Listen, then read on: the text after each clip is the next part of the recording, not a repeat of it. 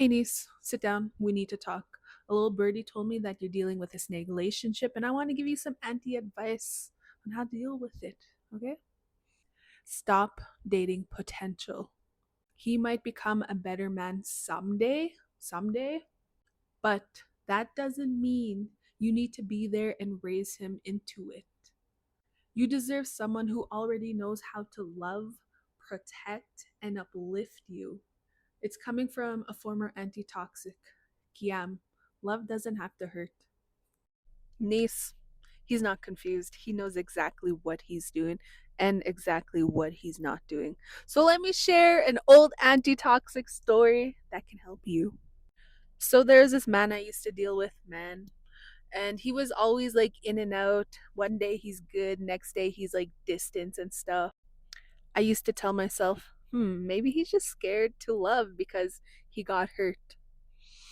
Girl! He wasn't scared. He wasn't invested. I was just convenient. He liked my presence, but I just wasn't his future. I got confused with his mixed signals, thinking they're a mystery. But you know what I learned? When a man wants to be with you, wants to love you, there's not going to be no games, no guessing, no nothing. He's going to be there for you.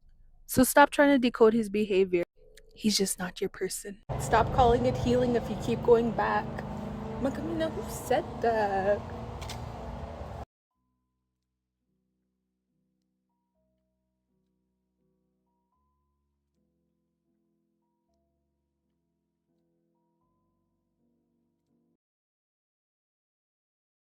You weren't addicted to alcohol, you were addicted to escaping yourself. Mamina, who said that?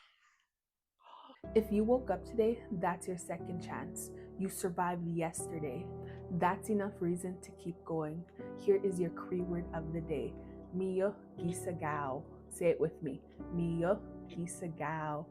It means it's a beautiful day. Now go enjoy it. You had to learn how to protect yourself, and I see that. That wall, it kept you safe. But you don't have to live behind it forever. Letting someone in doesn't mean you're losing yourself. It means you're finally letting yourself feel seen. Do you ever look back and realize they were never growing with you? Just standing next to you, pretending?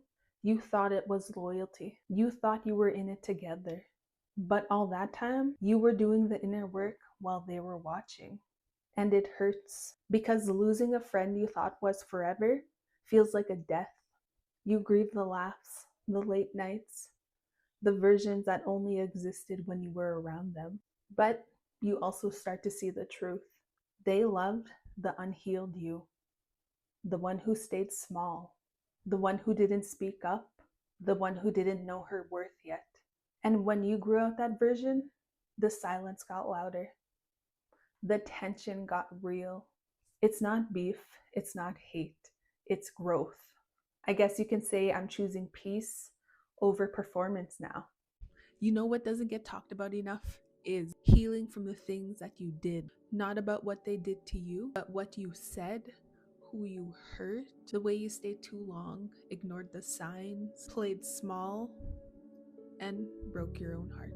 Yes, Auntie has healed from heartbreak, but I also had to heal the versions of me that didn't know better. And I forgive her because she was surviving the best way she knew how. And that's healing too. Too many Iskwewak were taught that strength meant silence, that love had to hurt, that being gentle made you weak. Nah, being calm now is power. Choosing peace is power. You don't have to hustle to be worthy. You're allowed to rest. You're allowed to receive. The world has taken so much from us. Now it's time to reclaim the softness without shame. So, to every Iskwu hearing this, protect your energy, honor your spirit, and remind yourself you deserve more than just survival. Save this if you needed to hear it. You didn't miss him, you missed the potential you made up in your head.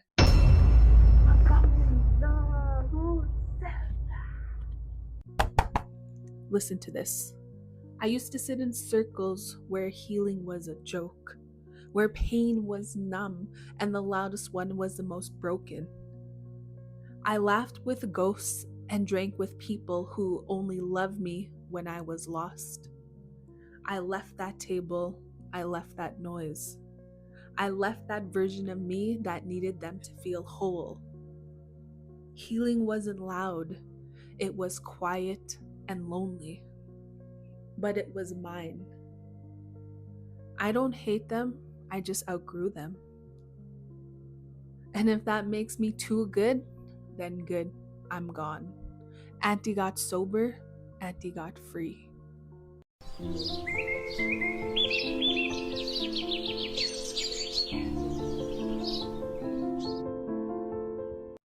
Some days, sobriety was lonely. I had to leave the environment I was always in, the friends that I was always with, and my surrounding. I went from hanging out with them every single day and being in that environment all the time to cutting them off cold turkey, to cutting off this lifestyle of mine that I created that I was so consumed with, and everything that I did was just my normal. Once I got sober, I lost everything. I had to start all over. Even the friends that I had or I thought they would stick by my side, they just disappeared too once I decided to better myself. So, yes, sobriety does get lonely.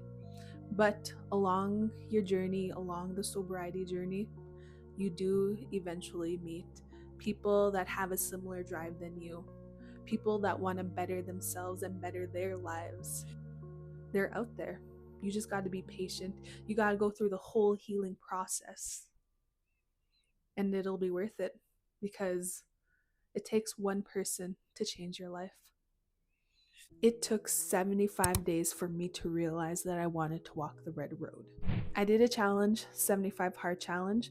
I was at my healthiest, my mind and my body. Part of the challenge was no alcohol for 75 days. I thought it was part of the challenge, but by the time I was done, I realized that it didn't align with me anymore. It didn't fit the version that I was becoming. And I didn't even realize at the time that I was gonna go straight for it. I took it day by day. Before that, I used to drink to survive, to numb my trauma, to silence the sexual assault. I didn't realize how much I was hurting myself until I started healing. I got tired of waking up empty. I got tired of apologizing for things I didn't remember. I got tired of breaking my own heart and hurting others. Sobriety wasn't just quitting drinking. It was choosing to stop running from myself. I kept going after 75 days. 75 hard was just a start. Sobriety was the real challenge and my biggest blessing. You know what nobody tells you about getting sober? It doesn't magically fix your people pleasing. I got sober and I was still shrinking myself for people who wouldn't even pour me a glass of water. I wasn't drinking no more, but I was still thirsty for that validation. Healing isn't just about cutting out alcohol. It's about unlearning why you felt the need to be liked by people who didn't even see you. Sobriety taught me this. When you stop being a people pleaser, you start pleasing the person that matters the most, and that's you. When something hits too deep and you feel like disappearing, just pause and take a moment. Don't punish yourself for that instinct.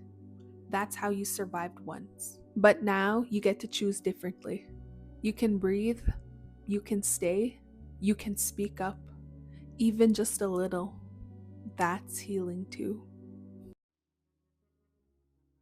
What if sobriety is about never drinking again, but about choosing yourself every single day? What if getting sober doesn't fix your problems, but finally gives you strength to face them? What if being sober is lonely sometimes because you're not meant to go back to those rooms you outgrew?